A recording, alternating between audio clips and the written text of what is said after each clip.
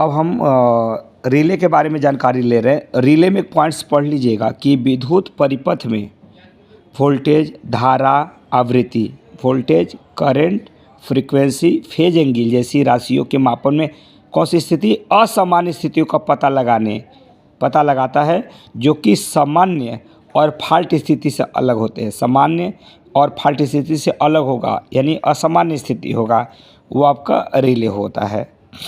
ठीक है, जो हमारा रिले होता है वो मुख्य दो सिद्धांतों पर काम करता है। दोनों में आपका विद्युत चुंबकीय होगा, लेकिन उस एक में आकर्षण होगा, दूसरे में विद्युतीय चुंबकीय प्रेरण होगा। इन दोनों सिद्धांतों पर, विद्युतीय चुंबकीय आकर्षण, विद्युतीय चुंबकीय प्रेरण के सिद्धांतों पर हमारी मैक्सिमम रिले आपकी काम करती है, वही उनका सिद्धांत होता है।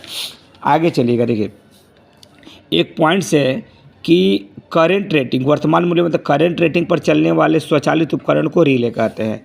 करंट रेटिंग फ्यूज भी होता है, but relay is the most important. ठीक है, आगे हम देखेंगे कॉन्टेक्टर का मतलब होता है रेगुलेटर स्विच। तो जो हमारा रेगुलेटर स्विच होता है वो इलेक्ट्रिकली कंट्रोल्ड स्विच होता है। कौन सा होता है? इलेक्ट्रिक कंट्रोल स्विच होता है। आगे आप देखेंगे कि रिले सिस्टम को निम्न कारणों में से डैश को छोड़कर से सभी के लिए जितना जल्दी हो सके दोषपूर्ण भाग को डिस्कनेक्ट कर देना चाहिए। यानी हमारा सिस्टम की विफलता को रोकने के लिए डिस्कनेक्ट कर देना चाहिए, ताकि हाई वोल्टेज हमारा उत्पन्न हो सके, वो कराने के लिए। रिले की ऊर्जा को आपूर्ति के लिए किससे प्रदान की जाती है? तो रिले की ऊर्जा को आपूर्ति के लिए हमें करंट ट्रांसफार्मर और पोटेंशियल ट्रांसफार्मर से प्रदान कर जाती है। करंट ट्रांसफार्मर में धारा कम, वोल्टेज ज़्यादा, पोटेंशियल ट्रांसफार्मर में धारा बढ़ती है, वोल्टेज कम होता है।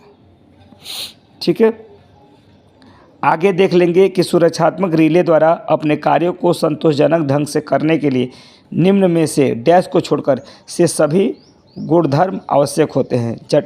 इसमें आपका हो जाएगा जटिलता को छोड़कर सभी गुणधर्म आवश्यक होते हैं। अब यहाँ पर हम लोग मोस्ट इम्पॉर्टेंट देखेंगे कि निम्न में से कौन सा उदाहरण जो त्रुटि का पता लगाया जाता है और सर्किट ब्रेकर के संचालन की शुरुआत करता है, ताकि दोषपूर्ण तत्व को बाकी सिस्टम से अलग रखा जाए, मतलब दोषपूर्ण पॉइंट्स को डिस्कनेक्ट रखा जाए। रिले होता है, ठीक है, रिले होता है। और आपको ये भी मैंने क्वेश्चन, रिले का जो सुग्राहिता होता है वो VA होता है, वोल्ट एम्पियर होता है। ठीक है, सुरक्षात्मक रिले अपने कार्य को संतोषजनक से करता है। ठीक है, अभी बताया था।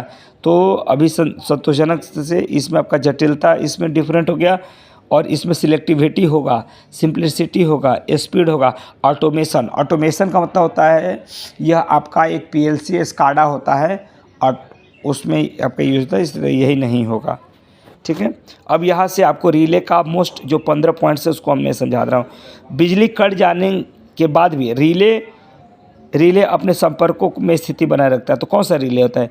बिजली लीफ और लैचिंग रिले, इसको रट लीजिए, याद कर लीजिएगा। लैचिंग रिले, बिजली कट जाने मतलब अपने संपर्कों को बनाए रखने के लिए लैचिंग रिले होता है। ठीक है, आगे देख लीजिएगा, इसमें वोल्टेज रिले, ये तो ट्रांसफार्मर में होता है। ठीक है, वोल्टेज रिले आपका गैस दाबित होता है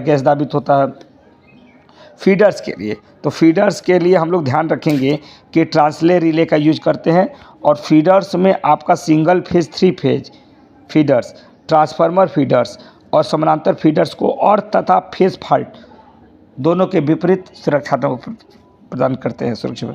ठीक है, यानी हमारा फीडर्स रिले ट्रांसले रिले होगा। सिंगल फेज का फीडर आएगा, 3 फेज का फीडर आएगा, ट्रांसफार्मर फीडर आएगा, समानांतर फीडर आएगा, फेज और अर्थ से सुरक्षा।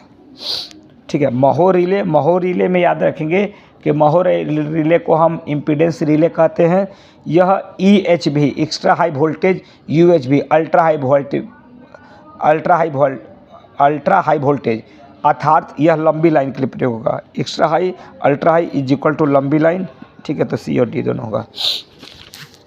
किस रिले को AC और DC? तो इम्पल्स रिले को, यहाँ इम्पल्स को आप एक बोलते हैं। ठीक है, महो रिले डैश पर प्राथमिकता दी जाती है, अभी मैंने बताया था लंबी लाइन, इसमें EHV UHV दोनों आएगा, अल्ट्रा हाई वोल्टेज और एक्स्ट्रा हाई वोल्टेज। बिजली से झटके के बचाए सुरक्षा अंतिम उपाय की सर्किट की आपूर्ति की बजाय स्वयं उपकरण पर की जा सकती है सुरक्षा को क्या कहा जाता है? तो देखो, बिजली से झटके के बजाय हमको ग्राउंड फॉल्ट डिटेक्शन करेंगे। आपका विद्युत यांत्रिक चुंबकीय के साथ कौन सा रिले बनते हैं जिसकी प्रचालन कुंडली और यांत्रिक संपर्क होते हैं? तो आपका यह विद्युतीय चुंबकीय रिले होगा। विद्युत चुंबकीय यांत्रिक घटकों के साथ कौन से रिले बनते हैं? विद्युत यांत्रिक चुंबकीय, इसमें आपका हो जाएगा हमारा विद्युत चुंबकीय रिले।